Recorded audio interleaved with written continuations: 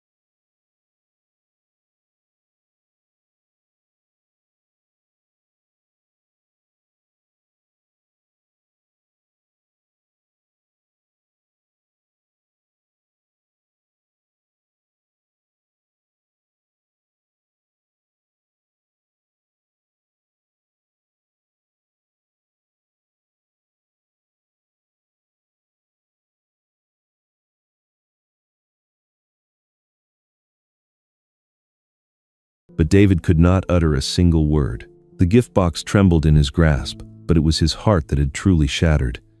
David tightened his grip on the gift box in his hand, striding quickly through the crowd that parted to let him pass. The sound of his shoes struck hard against the marble floor, sharp and heavy.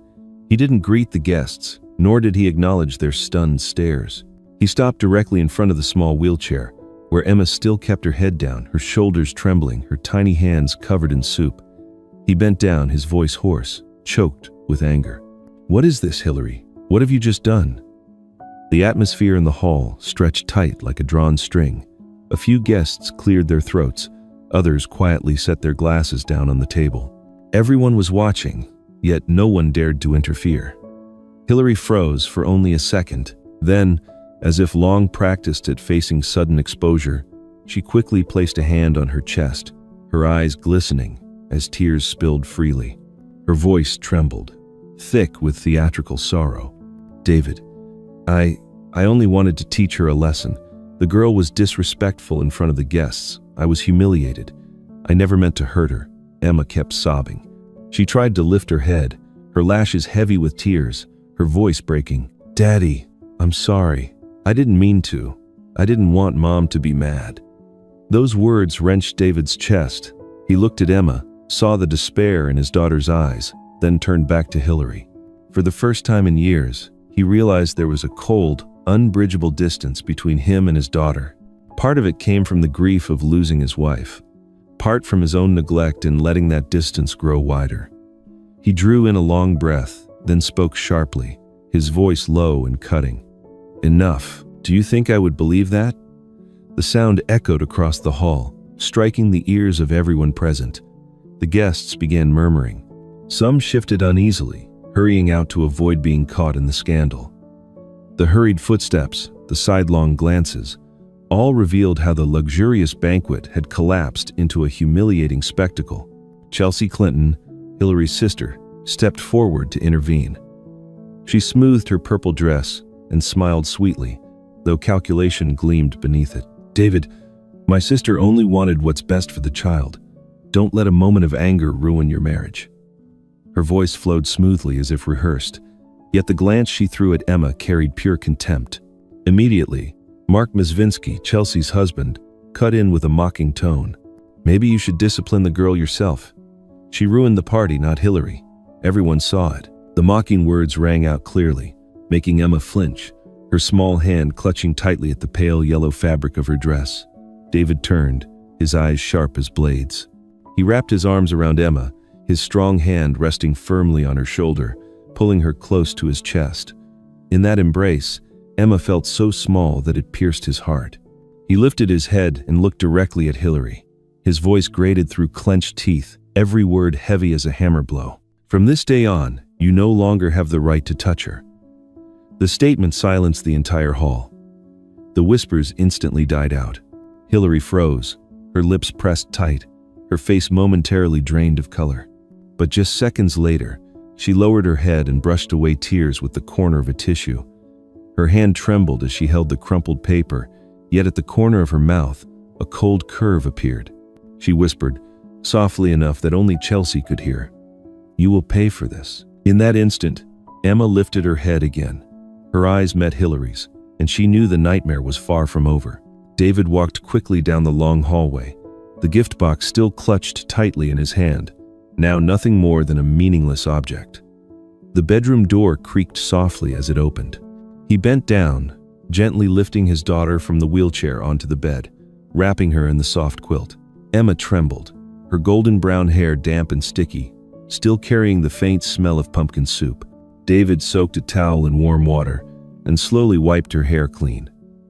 His hand shook as he saw her scalp reddened, blotched, and sore. He tried to keep his voice steady, though his breathing grew heavy. "Daddy will be gentle, Emma. Don't be afraid." Emma pressed her lips together, too scared to cry out. When the towel touched one of the red patches, she winced and whispered softly, "Daddy, don't be mad at Mom. If you leave her, she'll hate me even more." David froze, his hand tightening around the towel. He sat down on the edge of the bed, reaching to hold her tiny hand. His voice broke, low and heavy. "No, Emma. None of this is your fault. It's me. I'm the one to blame. I left you alone for too long. I let you suffer on your own." Tears fell from his eyes, for the first time in many years. Emma blinked, seeing those tears, and let out a faint sigh, as if comforted. She shifted closer, resting her head against his chest, whispering wearily, "All I want is for you to be here with me." David held his daughter tightly, feeling his chest shatter into pieces. He knew everything terrible tonight was only the beginning. Meanwhile, on the lowest floor of the mansion, another door slammed shut. In a private room decorated with expensive imported liquor, Hillary stood before the vanity, her lips painted deep red, her eyes still burning with rage. She lifted a glass of wine and hurled it to the floor. The sound of shattering glass echoed sharply. "David dares to choose her, a crippled child instead of me."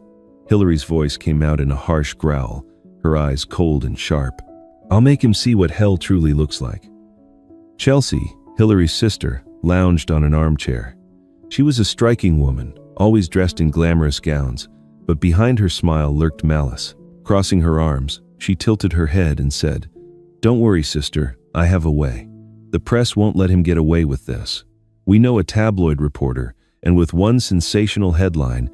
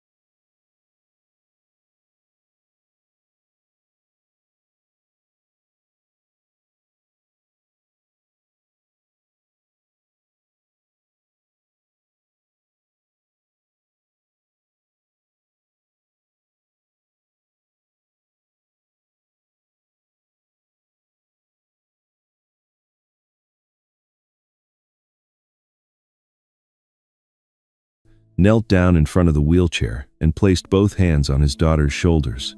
His voice dropped lower, but carried firm resolve. "Number, you are the reason I must stand tall. I will never let anyone use you to destroy me again." Emma bit her lip. Tears streamed down her cheeks, but in her heart a faint light flickered.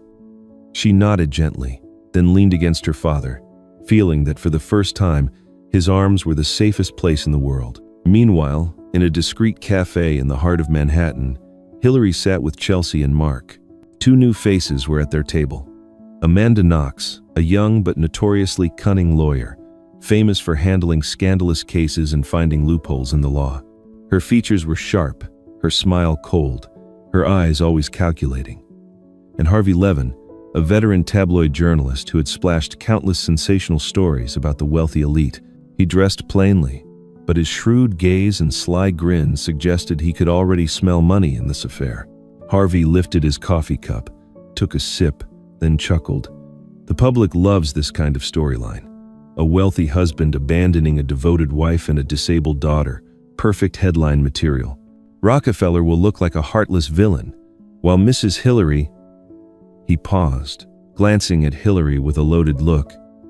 Will become the betrayed wife. A pitiful victim. The press always needs someone like that. Chelsea laughed mockingly as she tucked a strand of hair behind her ear. David is so naive. He has no idea the media is more dangerous than politics itself. Amanda interjected, her tone firm. My part is to handle the legal angle. If necessary, I'll fabricate evidence, create false testimonies. All I need to do is emphasize that Emma is disabled, and people will believe David neglected his daughter. That alone is enough. Hillary leaned back, a faint smile curving her lips. She inhaled deeply, then murmured, as if promising herself, he chose her over me. Fine. Let's see how long he can hold on to that throne of power. Mark, with his usual mocking tone, waved a hand. Relax. All of New York will turn against Rockefeller. An empire can collapse from a single article. Back at the Rockefeller mansion, David sat silently beside Emma. The anger burning inside him had not subsided, but he knew he could not act rashly. He needed proof. He needed a way to protect both his daughter and his honor. The door opened softly. Patricia Harris, his longtime assistant, stepped inside. She was in her 40s, neatly dressed, her face stern yet her eyes sincere. Patricia had always been the one working quietly behind the scenes, loyal and cautious. She placed a thick file on the table. Her voice was low and firm. Boss, I have been watching her for a long time. This is what can save both you and Emma. David looked up, his eyes tense. What did you find? Patricia did not answer immediately. She simply pushed the file toward him, then slowly said, Inside are names you would never expect. If you decide to open it,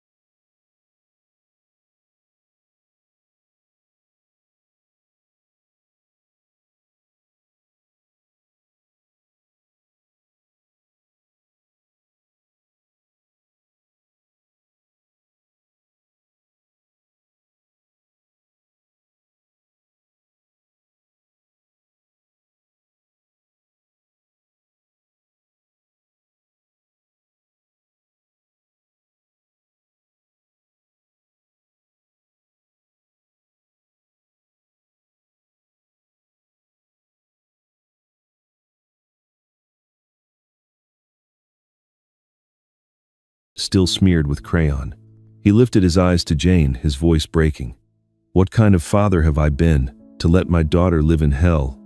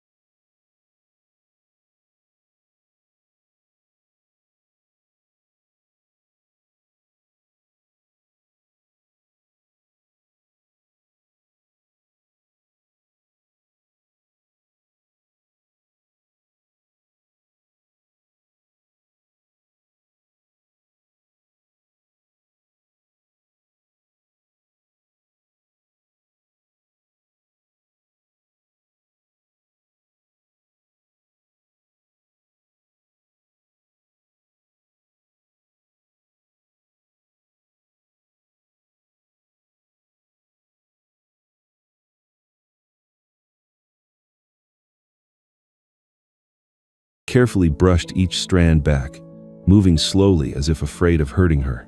He drew in a deep breath to steady his trembling voice, then spoke clearly, though hoarsely. "I'm sorry. I should have been here a long time ago." Emma stared at her father's shoes, then at the trembling hand smoothing her hair. She swallowed, trying to keep her voice steady, but it faltered. "Are you going to leave me again?" David pressed her small hand against his chest so she could feel his heartbeat. Leaning closer, he wrapped her in his arms. "Never. You are the most precious thing I have. No matter what happens, I will always be here." The door opened again. A young woman in a dark suit entered, wearing a badge that read, "Victim Advocate." She introduced herself briefly. "My name is Maya Lewis. I'm the court's victim advocate. I can arrange initial psychological support for her, as well as provide a hotline if needed." David thanked her, asked for the materials, then signaled that he wanted time alone with his daughter. Maya understood, left a folder of brochures, and slipped quietly out. Emma rubbed her eyes, her voice growing small. "I'm afraid I'll have bad dreams tonight." David nodded. "If you get scared, we'll make a call."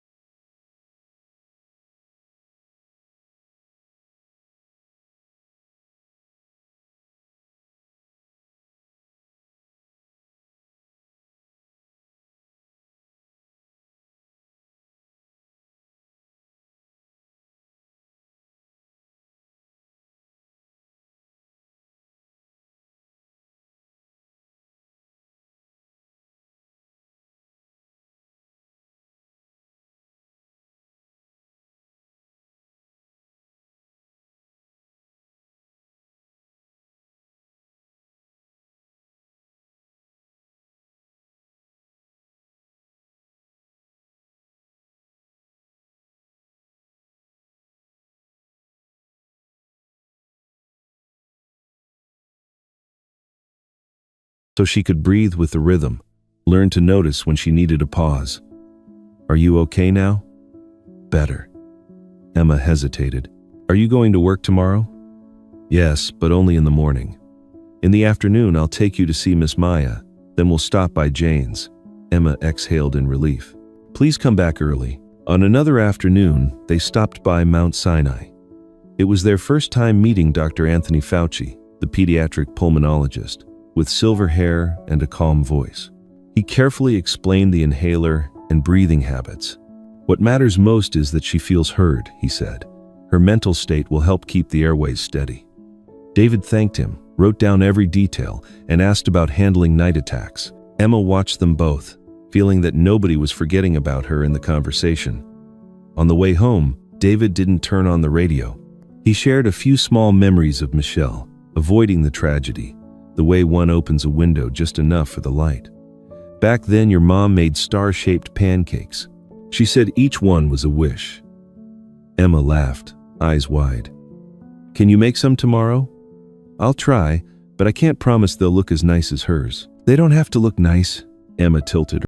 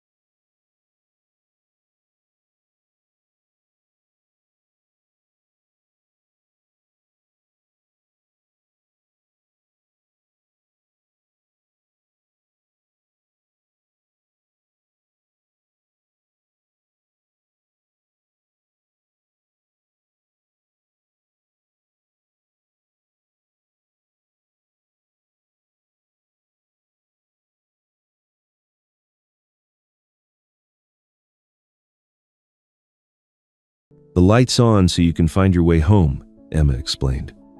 That night, before turning off the lights, David sat on the edge of her bed as if it were a new ritual. He didn't look at his phone, didn't rush, just waited for her last question of the day. Emma turned, pulled the blanket up to her chest, stared at the ceiling for a long time. Then she looked at him, her voice small but clear. Dad, can I call you my hero? David opened his mouth but couldn't answer. His throat tightened, eyes burned. He only nodded firmly, then bent down, pressed his hand to her forehead, and kept it there like a promise without words. David broke into tears, but he knew it was the first step of Emma opening her heart. David quickly wiped away the tears still clinging to the corner of his eye, then pulled a chair close to the edge of the bed. He adjusted Emma's blanket, dimmed the light, and lowered his voice as if afraid of breaking something fragile. If you want, I'll tell you about your mother, about that day. Emma gave the faintest nod. Her small hand searched for her father's and held it tightly. David drew a long breath, trying to keep his breathing steady, then began with only what was necessary. That day, the sea didn't storm right away, he said, his eyes distant as if traveling back through memory. But the waves grew higher and higher. People were pushing each other to grab life jackets. I was fumbling, my hands shaking so badly I couldn't unfasten a buckle. Your mother was strangely calm. She put a hat on you, wrapped a scarf, whispered something in your ear that I couldn't hear because of the howling wind. Emma pressed her lips together, her hand tightening slightly. David paused for a beat, then went on. There was only one life jacket left. I tried to grab it for you, but before I could fasten it, the ship tilted hard. I panicked, stumbling like a man who'd lost his bearings. Your mother held you, gave me one long, deep look, then finished fastening the jacket for you. She placed you into my arms and said slowly enough for me to understand, "Live for me." Emma's hand trembled. She choked out a question, her voice breaking. And then what happened, Dad? I held you, fell hard against the side of the ship. Your mother slipped on the wet deck, but still pushed me from behind so the two of us would reach the rescue boat. She didn't say another word. She only looked at you and me, as if giving her final instruction. That look, even now, I still see it like a lighthouse cutting through the night storm. The room was silent. Suddenly, Emma burst into tears, burying her face against her father's chest. At first, her sobs were restrained, then they broke free, raw and uncontainable. She clung to him, her words stumbling but clear. I'm not a curse. I'm the gift Mom left behind. David trembled as he bent down and kissed his daughter's hair. He pressed his cheek against her forehead, his voice hoarse with tears. That's right. You are the light of your mother and of me. Emma slowly began to calm.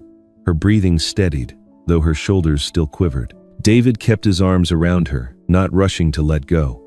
He knew at this moment what mattered most was simply being there, not advice or grand promises.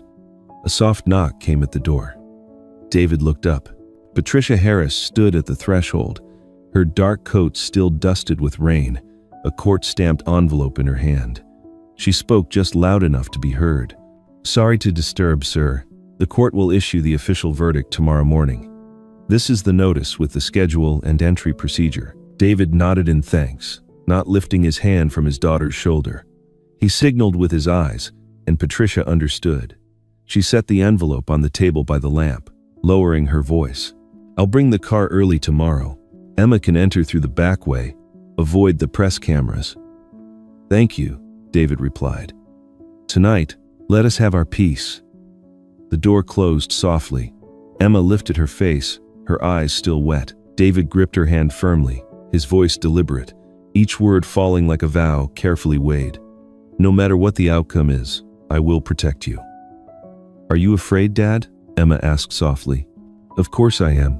David smiled, half sad, half warm. "But being afraid doesn't mean backing down. Tomorrow morning, we go together.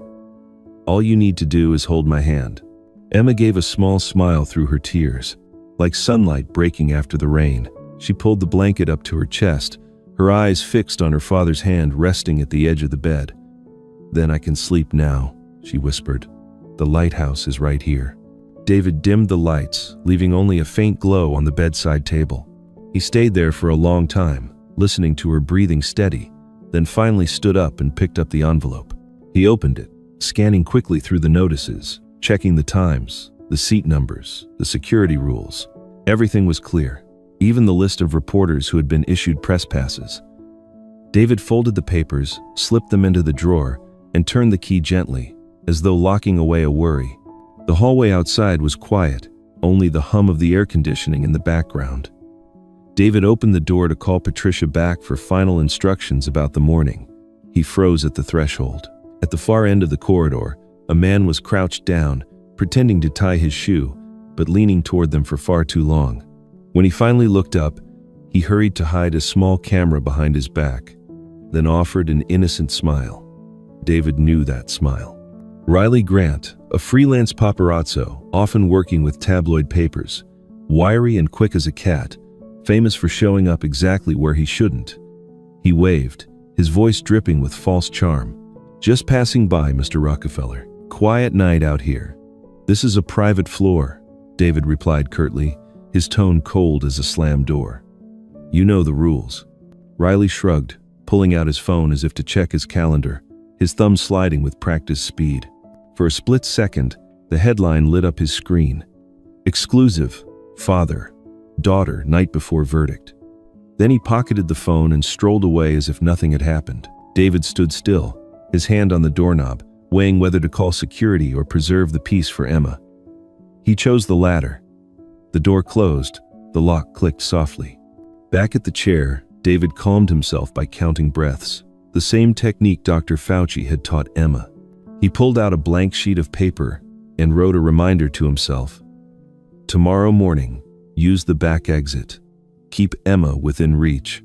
Look at her, not the cameras." He folded the note and slipped it into his pocket like a small compass, then leaned down for one last look. Emma was sleeping soundly, a faint smile still touching her lips. "The lighthouse," he whispered, "isn't out at sea. It's right here in my hands." The light dimmed. The city outside still glowed, horns still blared, the press still spun around breaking news. Inside the small room, father and daughter lay in a rare silence, as if standing on the edge of the shore after a storm. And somewhere down the hall, Riley had already sent off the first photo, along with a note to his editor. "Could sell by morning. Family before verdict." The battle for justice was nearly over, but Emma's fight for faith had only just begun. Early in the morning, David put a coat on Emma and pushed her wheelchair down the quiet hallway. Patricia walked ahead to open the back door, softly reminding her to breathe steadily, just as the doctor had instructed. Emma nodded, tightened her grip on the armrest, and kept her eyes straight ahead. They passed through the garage, took the service elevator, and avoided the row of cameras waiting out front. Inside the courtroom, Judge Margaret Collins was already seated high on the bench, her expression calm. Court clerk Miss Rivera checked the list and tapped lightly on her notebook. Security officers escorted the defendants in, the clink of handcuffs, muffled but firm. Hillary held her chin high, though her eyes darted nervously. Chelsea tried to look composed. Mark stood slightly behind, his shoulders hunched. David placed his hand on Emma's shoulder, signaling he was right there. She drew a deep breath and gave a small nod.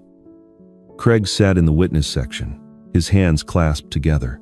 Jane sat beside him, cradling Emma's sketch portfolio as if it were something fragile. The gavel struck 3 times. The judge's voice was low and firm, with not a single wasted word. After reviewing the photographic evidence, the witness testimonies, and the arguments presented, the court rules as follows. Hillary Clinton is found guilty of child abuse, defamation, and conspiracy to fabricate information. Chelsea Clinton and Mark Masvinsky are found complicit in defamation and in concealing evidence. All individuals tied to the smear campaign will be held accountable under the law. Each is sentenced to multiple years in prison, along with a no-contact order with the victim.